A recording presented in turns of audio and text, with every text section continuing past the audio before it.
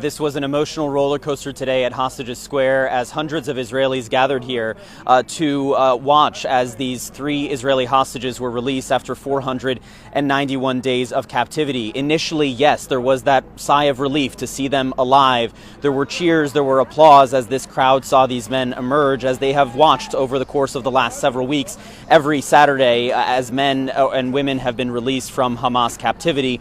But today, as they got a closer look at the condition of these men, there was a different, more pained look on the faces of many here, and that's because of how emaciated some of these men did indeed look. All 3 of them appearing quite thin and frail as they emerged from captivity, but one in particular caught my attention, and that was Eli Sharabi, a 52-year-old who clearly had lost a lot of weight in his time in captivity. And of course, he is returning to a very different reality. His wife and his 2 daughters were killed on October 7th. His brother, who was taken hostage, also died in captivity, killed likely by an Israeli airstrike, according to the Israeli military. All 3 of these men now firmly back on Israeli soil, meeting once again with their families after so long apart. What happens after this 6-week ceasefire? There were chants here for the other hostages, the remaining 76 hostages still held in Gaza, to be released now, and calls for this 6-week ceasefire